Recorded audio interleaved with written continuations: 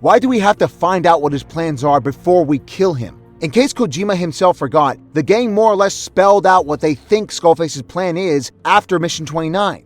They even know that Skullface is only at OKB-0 to start the launch of Sally, and think they know what Skullface intends to do with the parasites because of Code Talker. Sure, they got one part wrong, but they don't know that. And even then, what do they give a shit? His plans don't matter if he's dead. In fact, if you go on your iDroid and click on the briefing, Skullface is even marked as elimination target. As in, the time for talk is over. This is supposed to be where we take this fucker out. So why do they carry on as if they're going in blind? Why do they act like they have no clue where Sally is, even when Snake himself saw the fucking thing being housed at Sirach Power Plant? Wouldn't they send a team to the plant to go check it out? When Skullface and his team capture us, that's exactly where Sally is. Right where the fucking guy left it. More importantly, how in the fuck does Eli sneak onto a chopper? They don't have any visible storage compartments, right? And why wouldn't they just head back to try and drop the little prick off back home? This little prick, of course, who has been renowned for trying to sabotage shit. It's not like Kiefer Snake's chopper is getting delayed, right? And Eli's whole reason for heading out?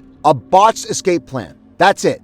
This sequence is so infuriatingly contrived, and it's contrived for one simple reason: to get Eli to hijack Metal Gear through Baby Mantis. Nothing about any of this feels natural. It's a series of nonsense designed exclusively to get all the pieces together, regardless of how we got all the pieces there was total bullshit or not. The payoff of which is the worst Deus Ex Machina I've ever seen in a video game. Kiefer Snake's in the hangar because rather than just kill him, Skullface would much rather let Fire Guy do it because revengeance. But because Eli's a kid and he's within range of Mantis, his hatred for Big Boss supersedes Volgin's and Skullface's hatreds, letting him take control of Mantis and use him to power up Sally. And Eli proceeds to use Sally to completely obliterate XOF, crush Fire Guy, and take out Skullface, wiping out all of the big bads in one fell swoop. And as a result, the big finale becomes all about him trying to kill Snake, not the main villain. Eli, this insufferable brat who contributed nothing to the main story, wipes out the main villain who's been driving everything and by proxy becomes the final boss.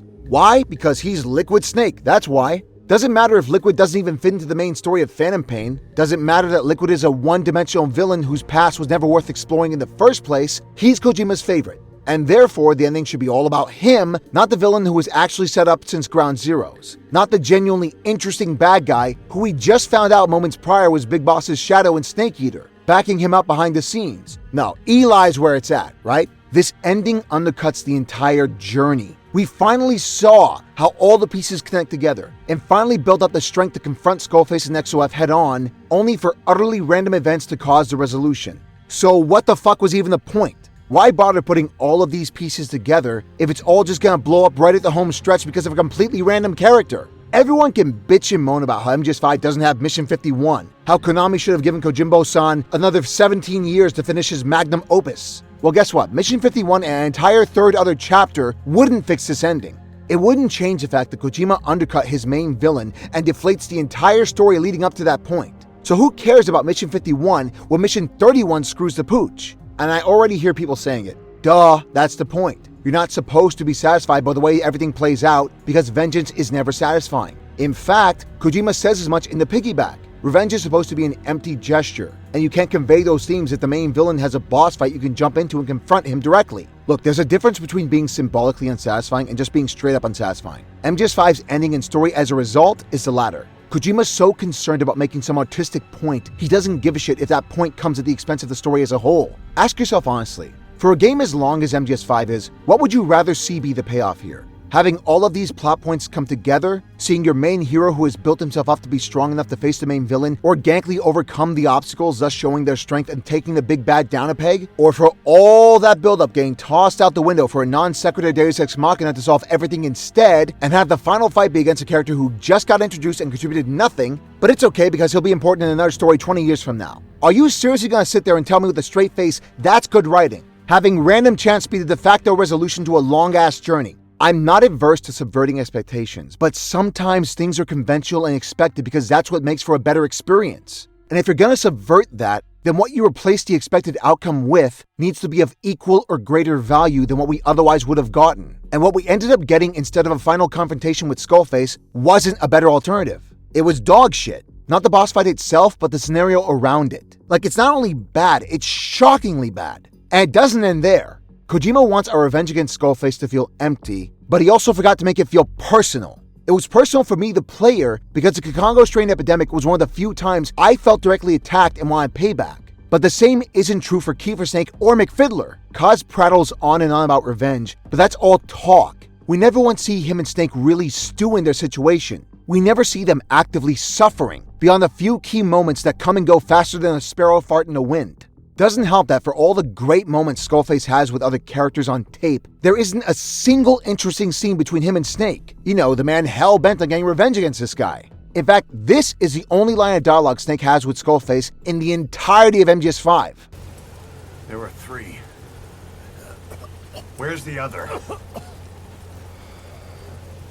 Very close to you. And let's not forget this fucking scene. Now, this scene is dog shit. Just bad fucking bad. But not for the reasons you're thinking. First of all, let's think of the logistics here. This game is retroactively deciding that we can't fight all these soldiers all at once, even though in-game we sure as hell can. But even if, for the sake of argument, Snake couldn't, Kaz and friends have choppers overhead. Those choppers have guns. Kaz outright says later on to get into the line of fire. Didn't Snake say he'd need backup? Where's his backup? It makes no sense that they risk letting Snake get captured when they have no guarantee Skullface won't just kill him now that Snake's completely at his mercy. Also, given how closely Skullface keeps the English strain on him at all times, was there any reason it's just randomly in the GP and Snake ride-on? He was on his way out via chopper, so he just randomly left it in some Jeep unguarded? I know I'm not supposed to think about any of this stuff and just enjoy the cutscene, but oh, by the way, that's an actual quote from the piggyback. We can't have a boss fight here, so enjoy the cutscene. And I enjoyed it, Kojima, just not for the reason you're thinking. See, everyone who bitches about this scene being terrible does so because they say it's awkward. Seeing these two just sitting there in a static shot. No background music, no cinematics of Kiefer Snake glaring angrily at Skullface, or rolling concept art to make the giant info dump more interesting, visually at least. After all, the other entirely one-sided big villain monologues are great, aren't they? Except they aren't. Kojima's great at coming up with these really unique and memorable villains. He's not great at characterizing them, though. And the mere fact that scenes like this Jeep ride even exist is a testament to that. It exists to do 3 things. 1. Get all of Skullface's characterization and development out of the way. 2. Reveal Skullface's backstory and motivation. And finally 3. Reveal Skullface's true master plan. Doing all of this shit at the home stretch so that by the time we get to mission 31, we aren't left in the dark wondering what Skullface was after. Just one thing. We had an entire fucking game to pepper all of this information in, didn't we? That's what I mean when I said Kojima is shit when it comes to showing, not telling. All of this is telling. He's either too uninterested or too inept to steadily and organically reveal the crucial information throughout the journey, or to do so without the villain literally spelling it out for us. But that's the thing. People act like this is an MGS5 exclusive problem, but it's a Metal Gear Solid problem, a Kojima problem. Every game he's ever written ends with a "what are you really after" monologue. That's the testament to just how bad Kojima actually is at developing his characters. Are people really so beholden to PowerPoint presentations, background music, and B-roll footage that they don't catch this or what? Because beat for beat, this is exactly how MGS3 ended. Why are you doing this? What are you really after? What is your backstory? All those plot points Skullstar drops on us in his Jeep ride, we get from the boss as well. That's what I mean when I say Kojima is shit at characterization. The only difference besides presentation value is that the boss actually had a final boss fight at the end of her 12.5-minute long monologue. And yes, I know this one sequence is getting way more time dedicated towards it, but that's because this sequence of events genuinely ruined the story for me. All of that great buildup I was just talking about, and boom, no payoff whatsoever. None. Diamond Dogs doesn't get to take Skullface and XOF down. Snake doesn't outsmart this cunning villain who has remained 2 steps ahead at every turn. After all of that wait to see how it all comes to an end, it all just flounders and lets random bullshit sort everything out. That's the point you're not supposed to be satisfied because Phantom Pain argument is horseshit. Chapter 2 exists. We get to live the game without an enemy to focus our hatred on, and lest we forget, Mission 43 still happens. And the man behind the word worms is already too dead to get any payback on. This boss omission is yet another example of Kojima being detrimentally redundant. If you care more about making some misguided, unnecessary point than you do telling a satisfying story, maybe your priorities as a writer are a bit fucked up. To be a writer, you have to be willing to kill your darlings. It doesn't matter how much thought you put into any one character or idea. If your story is better off without it, kill it dead. And Kojima is terrible at that. Yes, we know there are plenty of cut concepts, usually for budget, time, or not meshing with his larger vision, but not where it matters most. Kojima's the kind of writer who takes everything and chucks it into a big fat stew. Doesn't matter if they mesh or not. The auteur doesn't stifle their vision, even if it's tunnel vision. Like Quiet's attire, for example. Look, Kojima wasn't trying to be provocative or artistic. Quiet dresses the way she does because Kojima likes big boobies. And the problem is that it turns what could be a cool character into an immediate embarrassment. Because how in the ever-loving batfuck are we supposed to take any of this seriously? Is anything honestly lost if Quiet is given a cool sneaking suit? Is she at all lessened as a character if she isn't dressed in fetish gear, getting sexualized by the cinematography at every turn, or bouncing everywhere she steps? It can't make her any worse of a character, that's for sure, because Quiet's a mess, and she didn't need to be. See, Kojima wanted to create a partner we, the players, grow attached to, hence her functional value as an in-game buddy. The more we lean on her in combat, the more we bond with her, and unlock new skills to put into action. That's A-OK game design. I actually really like that system, and while I never really used her, when I did to unlock Mission 45, our missions together were fun. She's great backup. Just one problem, and it's a recurring problem throughout this game. While I'm personally attached to Quiet functionally, I see no reason why Snake is characteristically. Quiet's an entirely optional character. You can opt to leave her after you beat her, straight up kill her, or capture her like some kinky Pokemonster. But the way her presence is included is bad. Because she's optional, Kojima didn't want to have to alter too much of the main story if the players chose not to take her in. So instead, her presence throughout the game boils down to a select few optional cutscenes where she saunters around and everybody talks about how cool she is. All the while, every scene is completely disconnected from the main story except two, that knife and mouth scene and her revealing to old Burger Man that she's got the English strain in her body. That's it. And those few cutscenes are supposed to be enough to genuinely believe that by the time she makes that sacrifice, there's a thing between her and Kiefer Snake. She's in love with the boss, right? Yeah, I'm not buying that because it's yet another example of telling, not showing.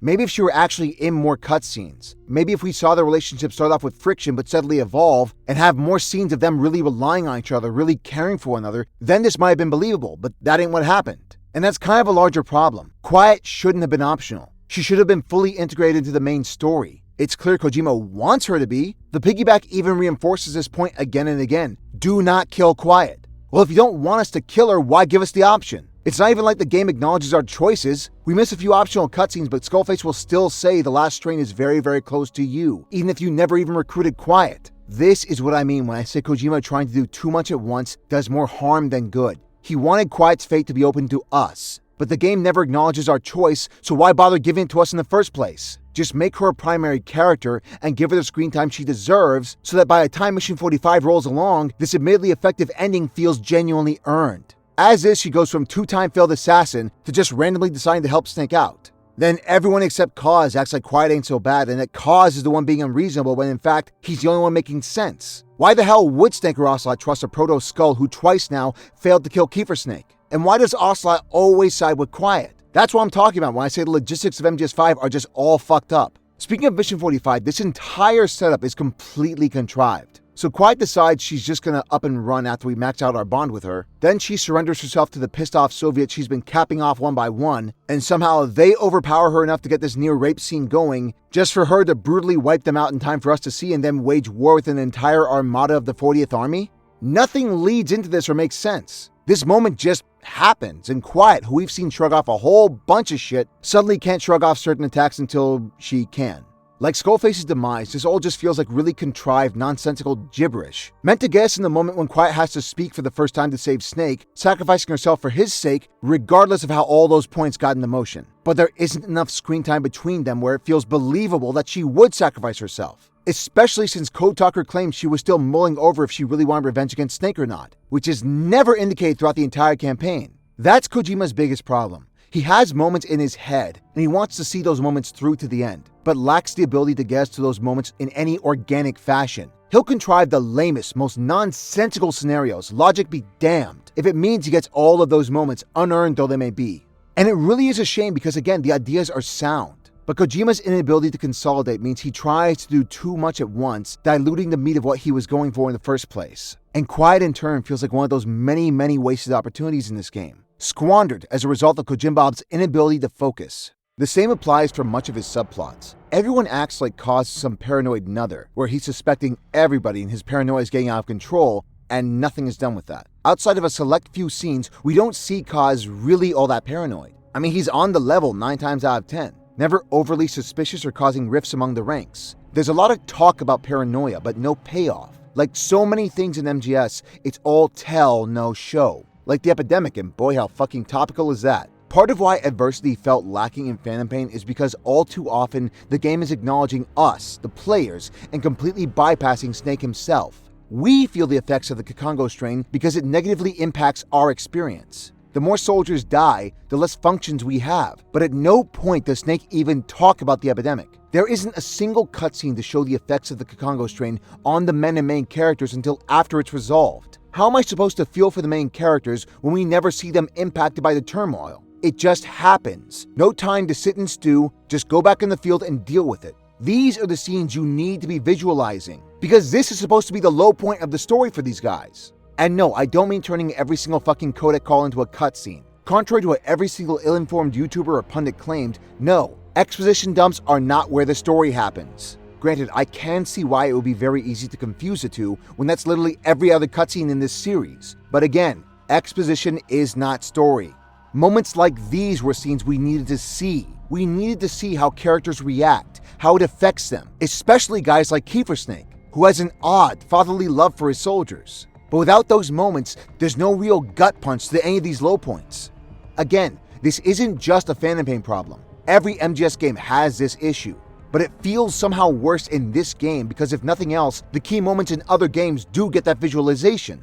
Finding Strangelove's corpse in that mammal pod, that's an image that would have stuck. Or how about the fact that Skullface actually was present in Cyprus, watching the operation go down while he personally made contact with Mantis and Fire Guy after the chase, gained control of Baby Mantis and used him as a battery for Metal Gear. So why is that scene only talked about after the fact? Why not show us a brief 40-second cutscene where Skullface strides in and collects his prize? Why are we getting overblown cutscenes of people getting gunned down that could have been done in-game instead?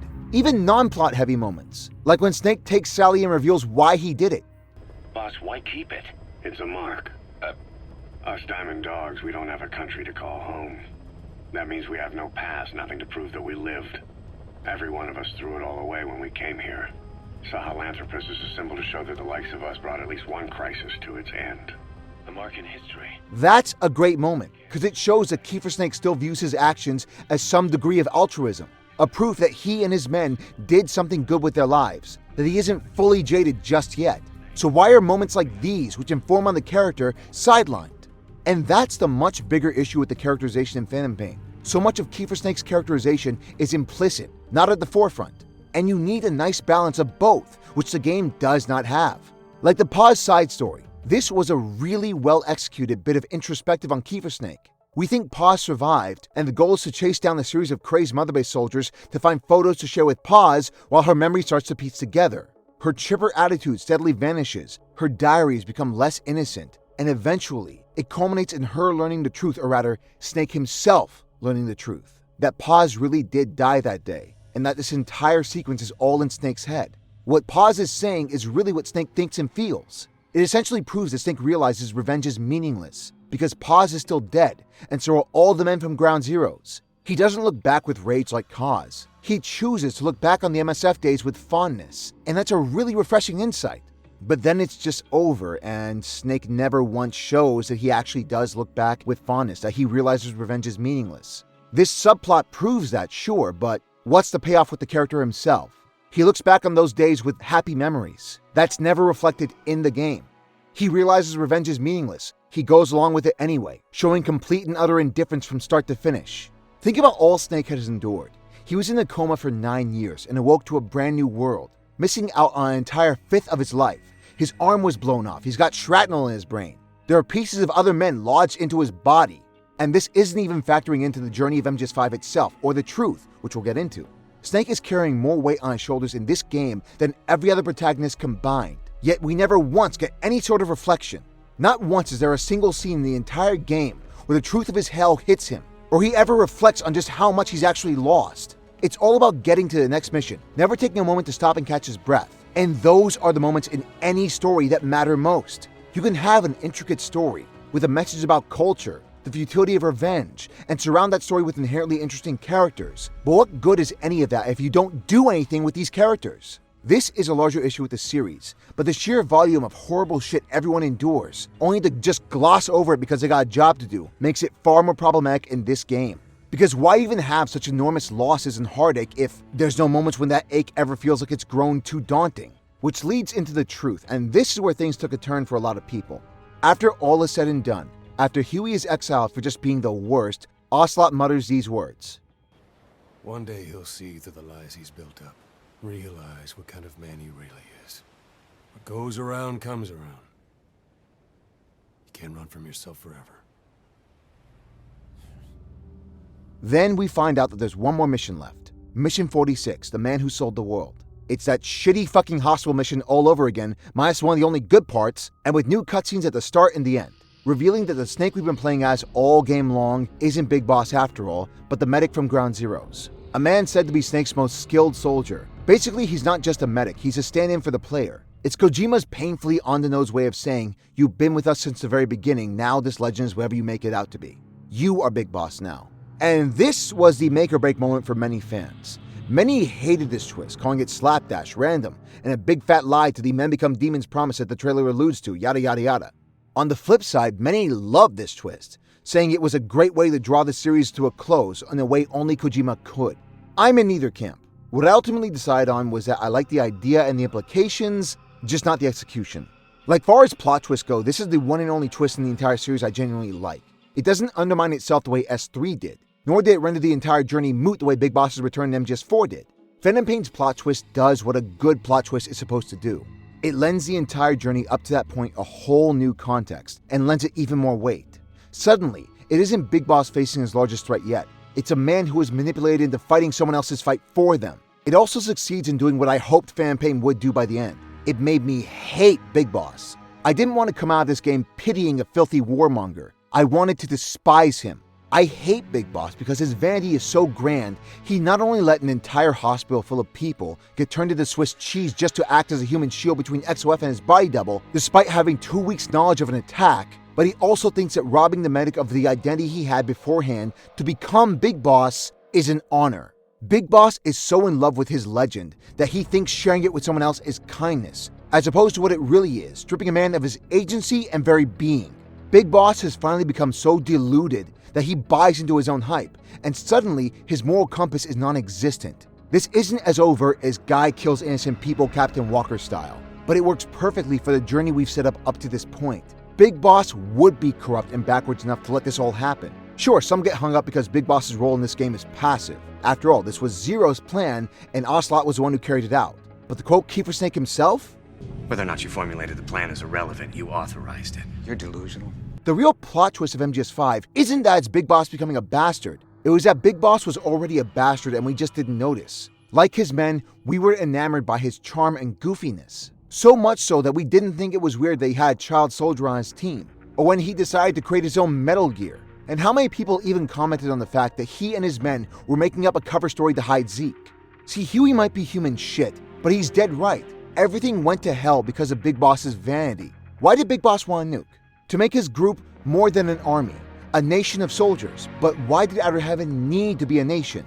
Why couldn't they just stay nomads, going wherever the winds of war took them?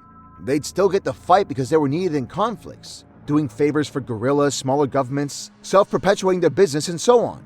Big Boss is kind of like Scarface when you think about it. The more you want, the more you perpetuate your own downfall. Like Robert Loggia said, the guys who want it all don't last. By declaring his army a nation and arming himself with a nuke, Big Boss essentially waged war with the times itself and lost. Sure, Skullface had an agenda and wiping Big Boss out was just one part of that, but if it wasn't Skullface, it would have been someone else. Outside of the world of MGS, would you ever personally feel comfortable knowing a group of unsanctioned, disillusioned mercenaries had a nuke and a means to launch it? MSF had no right or need to be a nation. Their army was their home, and their goals were already met. Fight for causes they believe in, not what any government tells them to believe in. This was Big Boss's ego driving him, nothing more. No nobility or heroism, just an arrogant man who thought he knew better than everyone else, oblivious to the fact that he was becoming the very thing he'd been fighting all his life. That's exactly how Big Boss's story should have ended, and what each game was building towards. On top of that is the fact that this twist in MGS5 as a whole does an excellent job of finally differentiating Big Boss from Solid Snake. Snake was a man who didn't care much for legends, least of all his own. But when the chips were down, even when he was at his lowest and faced his greatest threats yet, he carried the weight of the world on his feeble shoulders and fought past his limits. Solid Snake was a hero who actually lived up to the legend others perpetuated about him. And in contrast, what we learned through MGS5 is that Big Boss is really more legend than man. While still a remarkably impressive soldier, his greatest achievements weren't all they seemed. We learned that Skullface was watching his back in MGS3, and of all the retcons the series has done, that was one that actually worked for me. Skullface's job is one you wouldn't know was even being done if he was doing it right. He was the support Big Boss needed to do all the things he did, and without Skullface or XOF acting as backup, Big Boss probably would have failed. And we later learned that all the legends that the soldiers of Solid Snake's era prattled on about were in fact the work of punished Kiefer Snake. Skullface built up Big Boss's past, and Kiefer Snake built up Big Boss's future. And unlike Snake, Big Boss did value his legend. Enough so that he allowed Kiefer Snake to play the role of Big Boss for 11 years, and when he died after Metal Gear 1, Big Boss proceeded to essentially envelop all of Kiefer Snake's accomplishments unto himself as his own legend.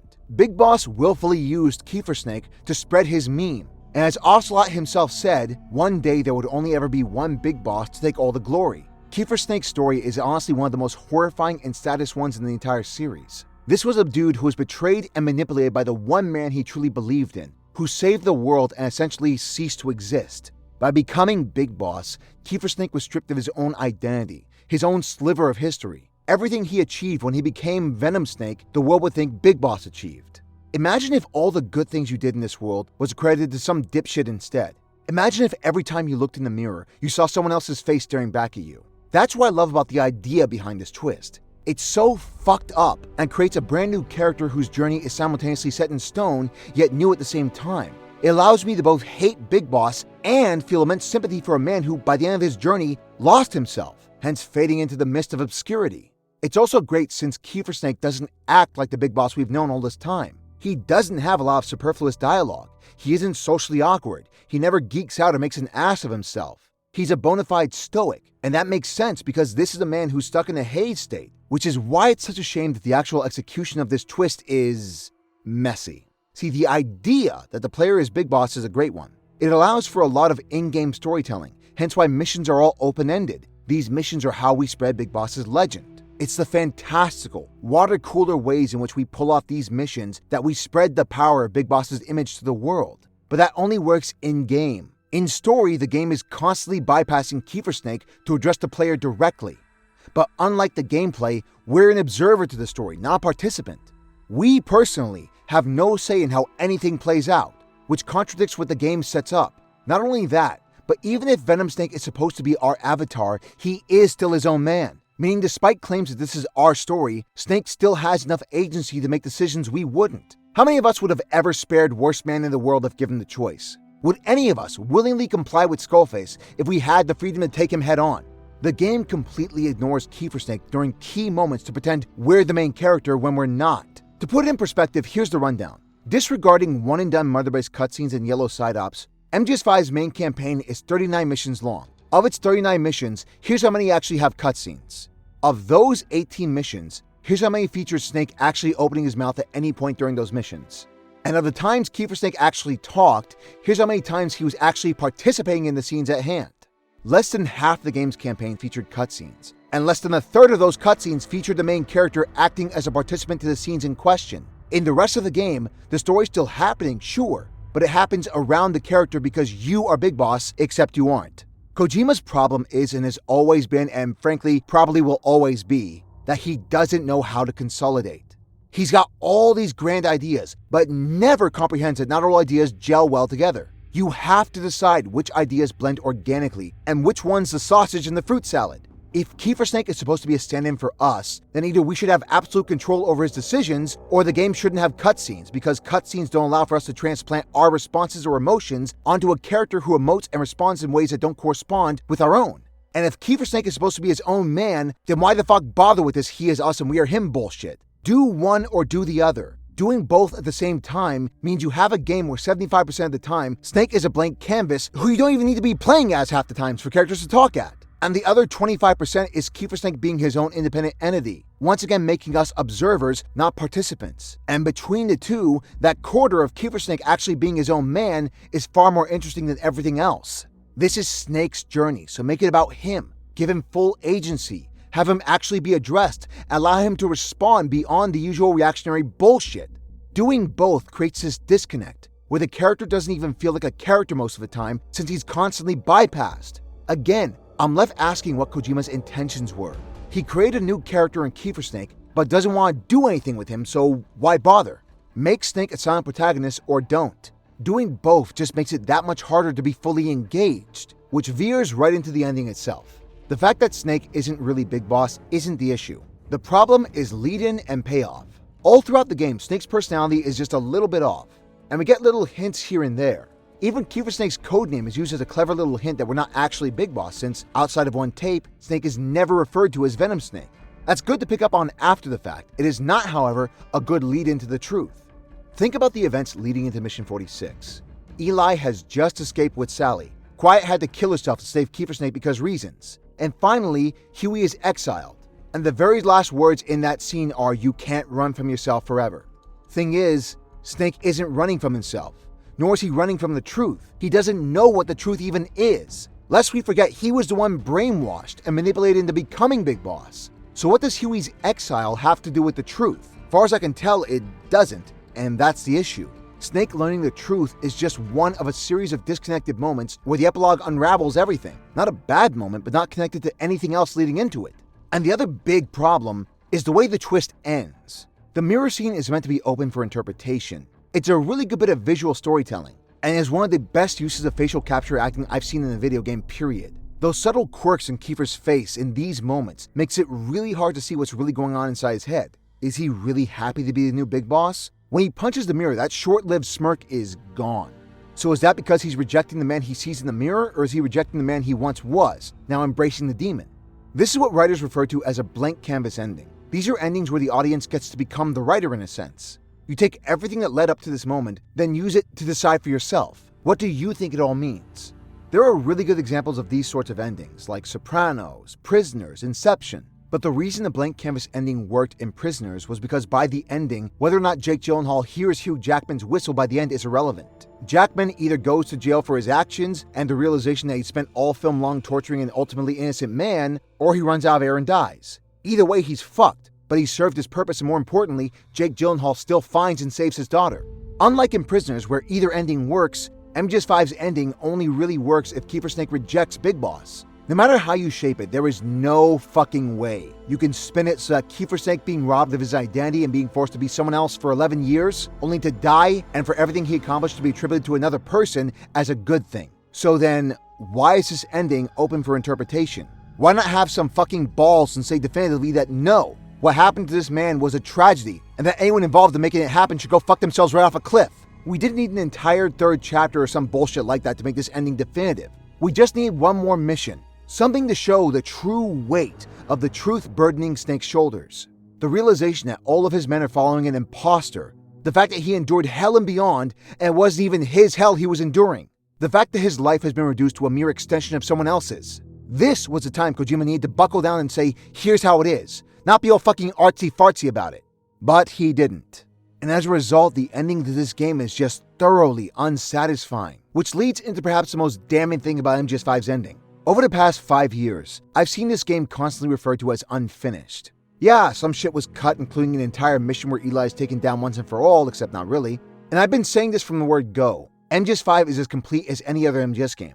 MGS2 literally ends the exact same way. Some variation of Liquid getting away in a robot dinosaur, never to be caught again. And until MGS4 came out 7 years later, Kojima had no intention of ever really wrapping things up. And as we later learned from the MGS2 documents, that wasn't the original plan. The reason I regard all this MGS5 is incomplete talk as bullshit is simple. None of what's missing matters. We never get battle gear? Sure, that sucks. But we already have about 6 billion other weapons and gadgets to choose from, and a fully customizable D-Walker that again puts Arkham Knight's Batmobile to shame. There was a Chapter 3 title card? Well, minus Mission 51, what story is left? Chapter 1 is the main story, broken up into a clear 3-act structure, and Chapter 2 is clearly the main story's epilogue. What is this missing third so many generalizers have prattled on about all these years? What Big Boss was doing all that time? The point wasn't what he was doing. It was what he was having his Phantom do in his name. What happens to XOF? We already know. They get assimilated by Cypher and eventually fade into obscurity, forgotten and erased by history, just like their leader. Seeing Kiefer Sake actually build Outer Heaven? The real Outer Heaven was an ideology, not a place. Outer Heaven already existed twice. Seeing the fortress is just superfluous fan service for people who need every little arduous plot point spelled out for them. Like seeing all that stuff that was talked about in MGS1 play out. Gray Fox, Naomi, Wolf, characters whose importance has already come and gone, and didn't need any expansion beyond what we already got. Literally, so many of these fucking questions people claim needed to be answered in MGS5 could be summed up in one simple answer. Who gives a shit? But what about Mission 51? That very directly ties to the main story, doesn't it? Well, sure, except Eli was never exactly important to the main story. Cut Eli from the game and nothing has changed except this pointless loose end and disappointing ending to a great main villain. Eli was not now nor ever the focus of MGS5. He shows up out of nowhere, ruins the ending to Chapter 1, and creates a loose end in Chapter 2, but beyond that contributes nothing to the story. Yeah, he's still Sally in the Last English Strain, he's also a kid. He's not some maniac with endless resources who can destroy the world. What's Eli gonna do? Lest people forget, loose ends do happen, and MGS is notorious for them. Sometimes not all the bad guys get caught, not all the loose ends get resolved. And sometimes, yes, they do get away with some serious hardware that can do some equally serious damage. But let's say for the sake of argument that Mission 51 were one day patched into the game. What does that change? Skullface still gets sidelined like a motherfuck, the truth still comes completely out of nowhere and ends way too ambiguously, and nothing is learned about Kiefer Snake as a character. He has a cool line or two in the cut mission, and the color blindness finally has its payoff, but that's it.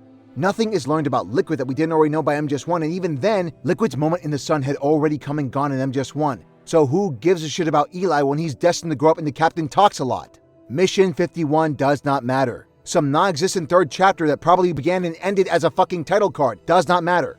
Battle Gear does not matter. Almost none of this cut content matters. The unfinished sentiment comes from people who just want an easy talking point. Konami not giving Kojima-san another 12 years and $12 million to make Metal Gear 5 how he wanted is an easy out to justify the game not living up to the hype some set for themselves.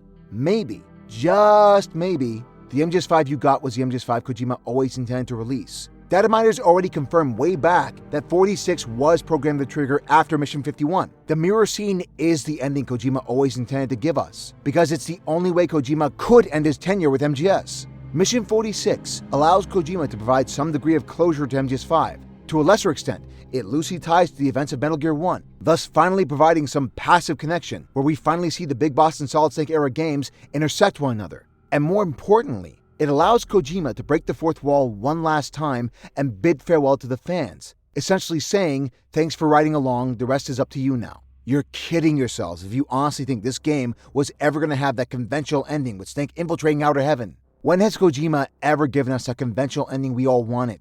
MGS is a series limited by the fact that it is serialized, and the story was never strong enough to carry several interconnected plots. No one story was ever strong enough that warranted any exploration beyond the game it was attached to.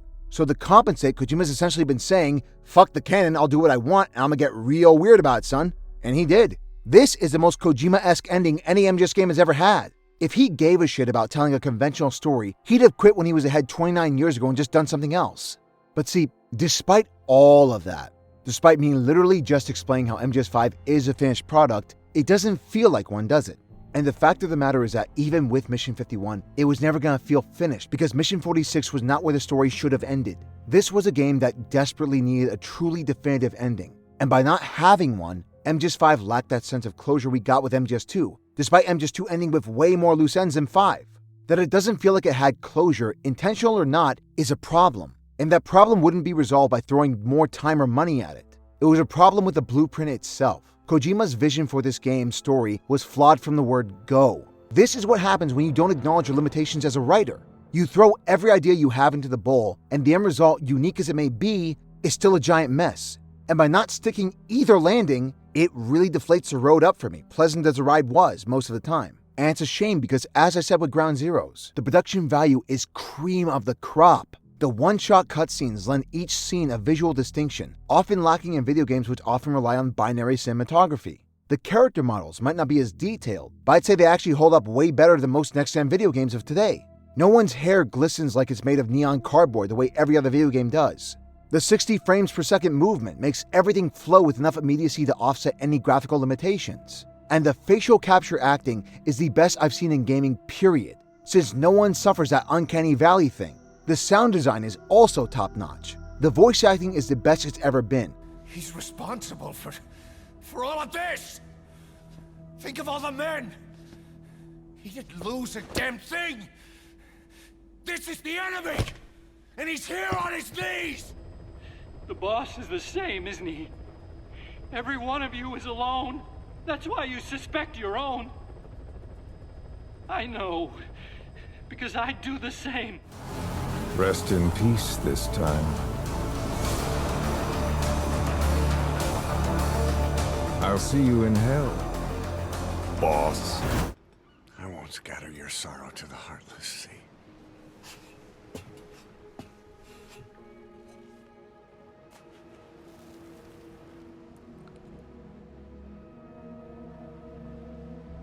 I will always be with you. Plant your roots in me.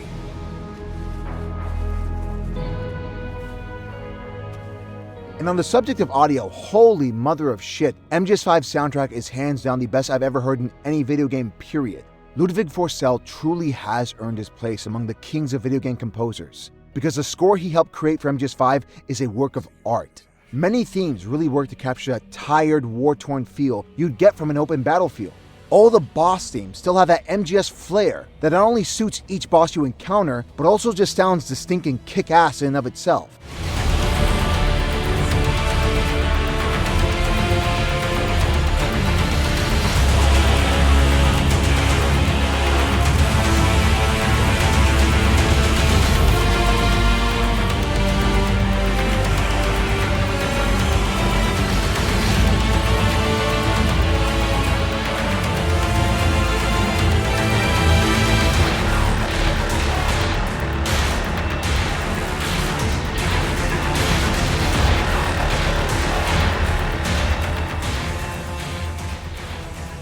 There's such a flair in MGS5's soundtrack.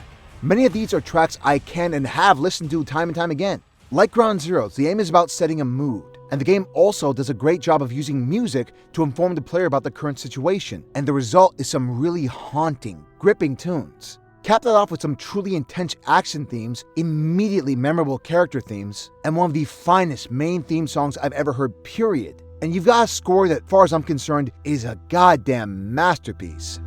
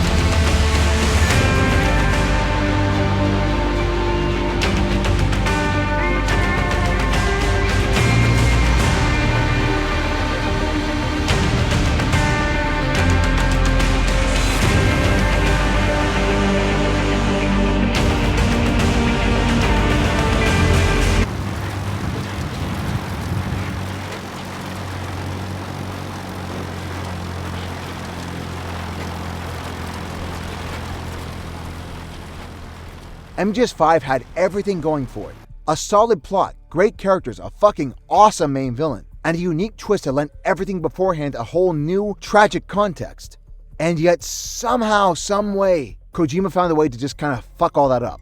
Because when he's so focused on being unique and taking risks, he forgets that sometimes things are the norm for a reason. Kojima could have done everything he wanted with MGS5's story without making the game polarizing. And if you'll indulge me for a moment, here's how. Instead of making Awakening a giant demo of visually cool but substantially excessive, overblown violence, that mission could have been a more organic, playable experience. And some of that cutscene money pissed away on all those scenes could have been used elsewhere. Like, say, having more scenes with Kiefer Snake and McFiddler, reflecting on and reacting to the journey they're taking together. Have Skullface appear in more than 5 cutscenes. Maybe Mission 6, instead of just fucking grabbing Kiefer Snake and dropping him seconds later, he could have captured Snake with Sally. If Snake's held captive, that gives him and Skullface more one-on-one time. And that gives them a whole window to not only expand on Skullface's character, so we don't have to have all of it dumped on us at once during Mission 30, but also maybe we get a few actual scenes of back and forth between our main hero and main villain. And maybe when Mission 30 actually happens, if we've had enough scenes between Snake and Skullface, there's no need for a giant expository monologue with a hilarious intermission. Cut Eli from the game completely. Just don't have him in the game at all because he adds nothing. When Kaz says, "Get us in a line of fire" in Mission 30, instead of a Deus Ex Machina solving things, maybe Kaz saves the day, actually blasting the caves, crushing Fire Guide, and causing all-out war to erupt between Diamond Dogs and XOF.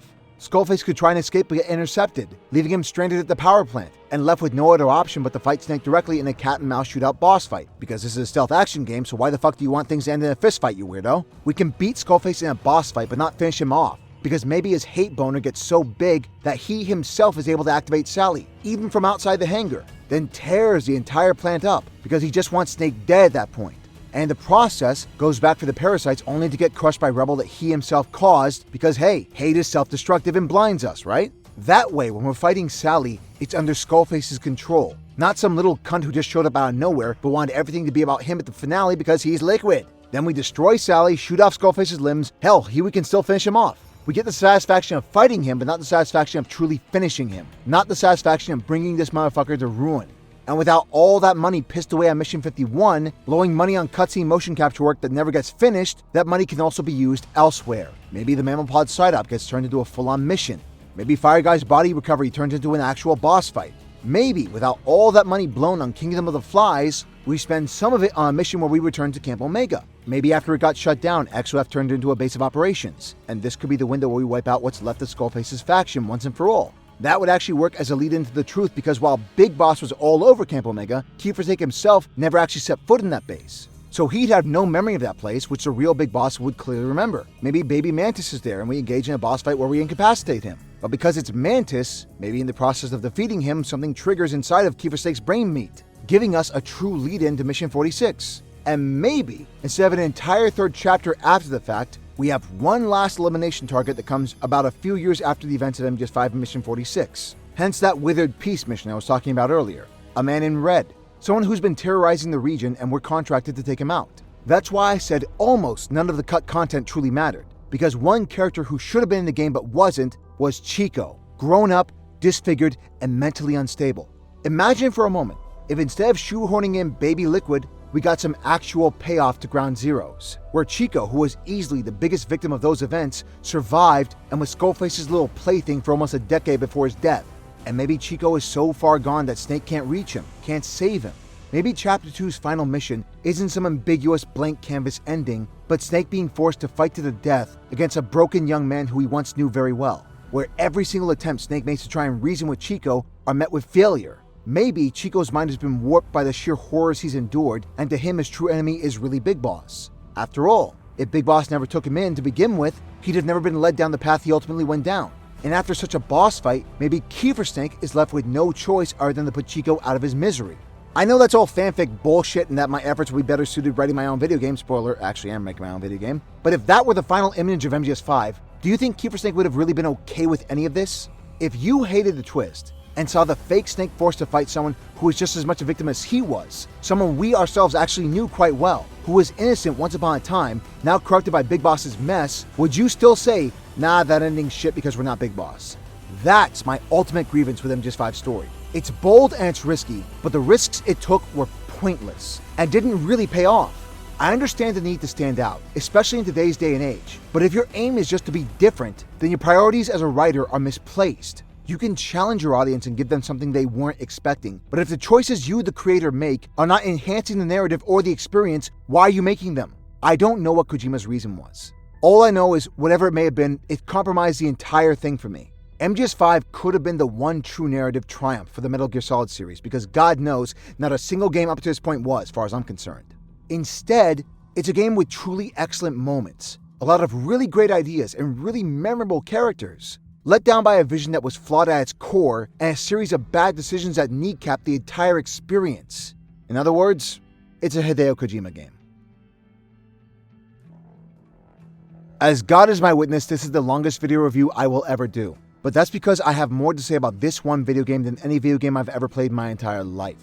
MGS5 changed the way I look at video games as a whole. It made me realize what I seek in games. It reminded me what true fun looks like, and was the one and only video game I played in years that truly absorbed my life for a long time. It's not without faults, because holy shit, this video is long. But if you were to ask me if I honestly saw myself playing MGS5 5 years later, after it had already come and gone, I wouldn't believe you. And yet this game is now over 5 years old. And to this day, I'll still just slip it right back into my PS4 and get lost for hours. MGS5 is the gold standard of video games for me.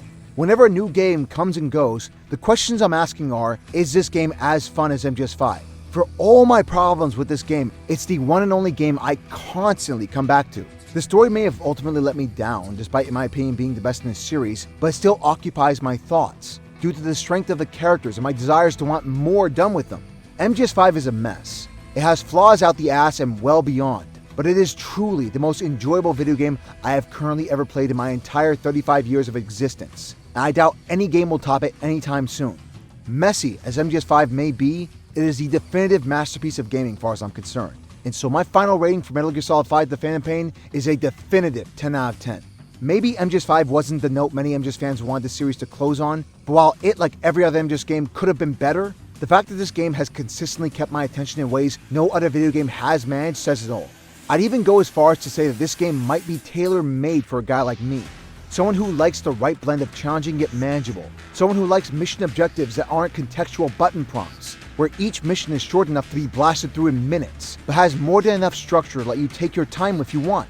Where gunplay feels unwieldy enough to keep things from feeling like a shooting gallery, but controlled enough that it still requires skill to pull out successfully. Phantom Pain may be the messiest masterpiece I've ever played, but I put more hours in this one game alone than any game before it. And not to grind, not for FOB's sake, not for any of that PF garbage, but because I just have so much fun playing this game's missions. And be assured, assuming I survive this year, I'm damn sure going to be playing this game well into 2021 and beyond. Whether you agree with this review or not, whatever your thoughts, let me know in the comments. Anyway, thanks for watching, and FYI, this is the voice of Code Talker.